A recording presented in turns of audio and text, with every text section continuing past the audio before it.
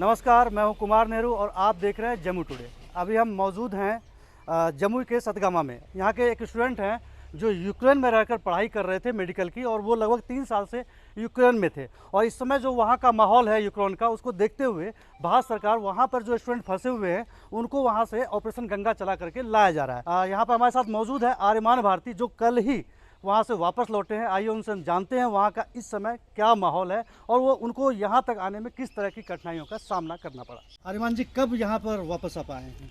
हम कल रात में वापस आए हैं और पूरी फैसिलिटी जो है गवर्नमेंट के थ्रू प्रोवाइडेड था हम लोग को घर तक छोड़ने की। और सिर्फ बॉर्डर क्रॉस करने के बाद सारे के सारे जो भी चीज़ें हो रही थी वो गवर्नमेंट करवा रही थी, हमारी गवर्नमेंट करवा रही थी। लेकिन और फिर आप सबसे पहले तो ये बताइए, आप जो है यूक्रेन में किस जगह पर रहते थे और वहाँ का क्या माहौल था? मैं टर्नोपिल में रहता था और मेरी 3rd ईयर थी टर्नोपिल नेशनल मेडिकल यूनिवर्सिटी में। और वहाँ पे ऐसी माहौल थी, दहशत की माहौल थी, क्योंकि वहाँ पे कभी भी सायरन बज जाती थी, एयर सायरन बज जाती थी, कभी भी मतलब कुछ भी हो सकती थी, ऐसी वाली बात थी। हम लोगों ने मैं और हमारे दोस्तों ने खुद 2 दिन सीढ़ियों पे बैठ करके हमने दिन रात गुजारा है ना। उसके बाद मतलब बहुत ज़्यादा भयावह माहौल थी। और हमें ये भी सुनने में मिला था कि बाहर ना निकलिए, क्योंकि बाहर कुछ रसियन हैं जो कि खुल्ला फायर कर रहे हैं, तो आपको उसमें कुछ भी हार्म हो सकती है। तो क्या इस तरह का आप वहाँ पे आप नज़ारा दिख रहा था आपको कि इस तरह का फायर चल रहा हो या ऐसा वहाँ पे हमें जहाँ पे आप रह रहे थे? बाहर हमें निकलने से मना किया गया था, हम बाहर निकल नहीं रहे थे। इसलिए हाँ, बस ये है, सायरन की आवाज़ प्रॉपर सुनाई दे रही थी। सायरन की आवाज़ दे रही थी, कॉलेज से इंस्ट्रक्शन आया था, अगर आपको सायरन की आवाज़ सुनाई दे आप बंकर में जाएं। प्रॉपर बंकर सब घर के नीचे बना हुआ है, बंकर में जाएं। उसके बाद बंकर में रहें जब तक ओवर की सायरन की साइन नहीं देते हैं, तब तक वो आपको बाहर नहीं आना है। गवर्नमेंट द्वारा वो ये सिग्नल कुछ दिया जाता था सायरन बजा के, हाँ, कि उसी दौरान आप जो है? हाँ, गवर्नमेंट के थ्रू सिग्नल दिया जा रहा था, यूक्रेनियन गवर्नमेंट के थ्रू सिग्नल देते थे कि हाँ 1 मिनट तक बजेगा तो डेंजर वाला साइन है, और 2 से 5 सेकेंड तक बजेगा, 3-4 बार बजेगा तो वो नॉर्मल साइन है, बस चेक के लिए है बस। तो कितना दिन आप वार जो शुरू हुआ उसके बाद से कितना दिन आपको वहाँ पे इस तरह से गुजारना पड़ा दहशत भरे माहौल में?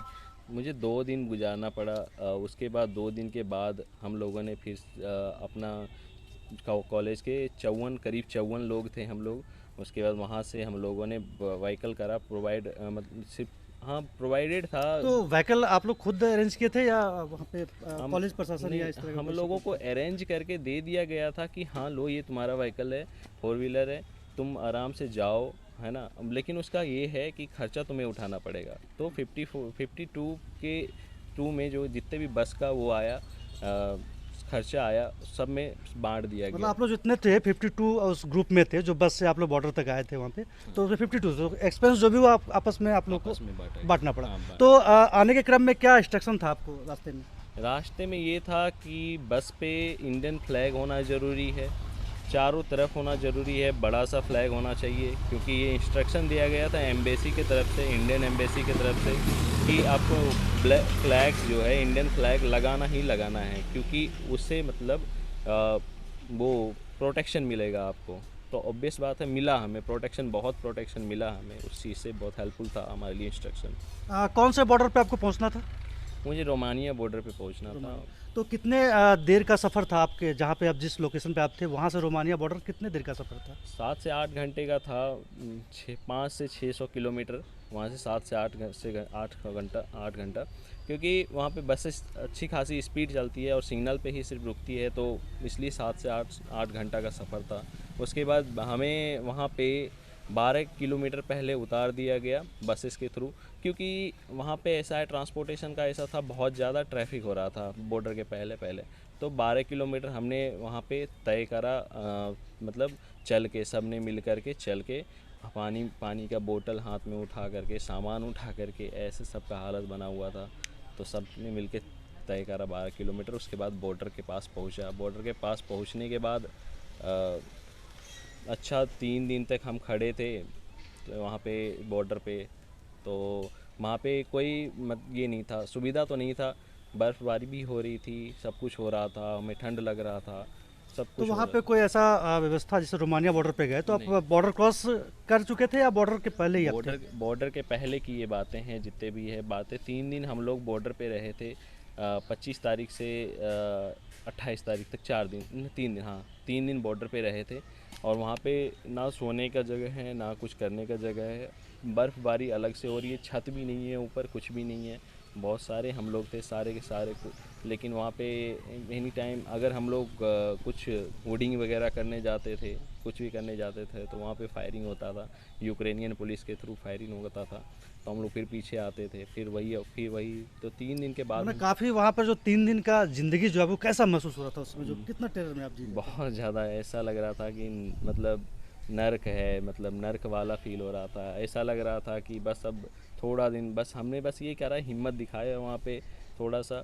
और बाकी बात तो ऐसा लग रहा था कि मतलब ख़त्म है सब कुछ, बस सरवाइव कर रहे थे, किसी भी तरह सरवाइव कर रहे थे। ना खाना था, ना बैठने का जगह, ना तो कुछ करने का जगह। और ये अगर हम कर भी लेते हैं तो फिर ठंड से कैसे बचें? तो आखिर 3 दिन आप लोग बॉर्डर पे रुके रहे, तो वजह क्या थी? बॉर्डर से क्या मतलब एंट्री इधर नहीं मिल पा रही थी, क्या वजह था? वजह ये था कि कॉलेज का जो भी एजेंट होता है, एक एजेंट होता है कॉलेज का, जो कि कॉलेज खुद बनाती है, उस एजेंट को लीड करना होता है आगे।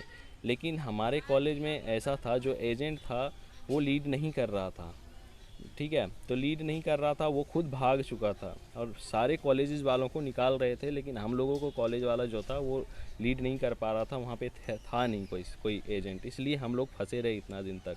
बाकी बात सारे कॉलेजेस के, जैसे विनीसिया वगैरह के जो भी हैं, इवानो हैं, तो वहाँ पे लबीब हैं, तो वो उसके पर्सनल जो भी एजेंट्स थे, वो आया था बॉर्डर पे खड़ा हो करके अपना एक एक बच्चे को निकलवाया, वहाँ बॉर्डर से क्रॉस करवाया, लेकिन हम लोगों को नहीं कराया था। तो इस वजह से आपको वहाँ पर बॉर्डर पे काफ़ी परेशानी हुई। अच्छा, बॉर्डर क्रॉस करने के बाद फिर सरकार द्वारा क्या क्या सुविधा आपको मिला और यहाँ तक बॉर्डर क्रॉस करने के बाद बस इमिग्रेशन हुआ हम लोगों का। इमिग्रेशन होते से ही थोड़ा दूर पे जा कर के 500 मीटर पे जा कर के बसेस लगी थी, एम्बेसी की बसेस लगी थी, तो कोई दिक्कत नहीं था। वहाँ पे हम लोग अच्छे तरीके से बैठे, सब कुछ बस में बैठ कर के। उसके बाद आराम से वो प्रॉपर शेल्टर्स बने हुए हैं, प्रॉपर सब कुछ प्रोवाइडेड हैं, हर एक चीज़ प्रोवाइडेड था गवर्नमेंट के थ्रू, खाना पीना रहना हर एक चीज़ था वहाँ पे।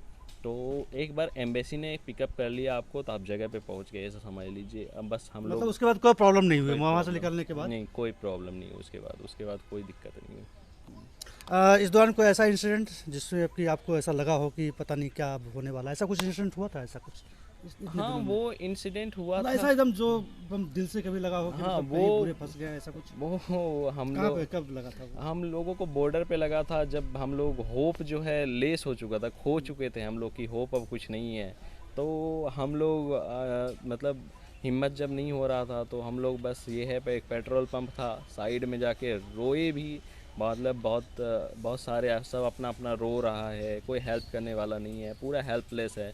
अब ऐसा लग रहा था कि इतना मतलब धीरे धीरे ये सब करने से अच्छा है कि डायरेक्ट मतलब ख़त्म कर दे, ऐसा इस तरह का ऐसा एकदम लग रहा लगा था ऐसा। लेकिन वही है, हिम्मत जुटाए रहे हम लोग और फिर चलता रहा, हर एक चीज़ चलता रहा, और धीरे धीरे बॉर्डर भी क्रॉस कर लिए। उसके बाद एम्बेसी ने तो पिक कर ही लिया हम लोगों को।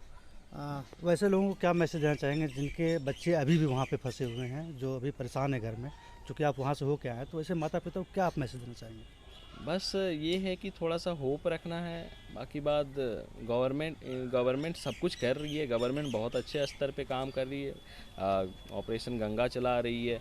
बस ये है, बॉर्डर क्रॉस करने के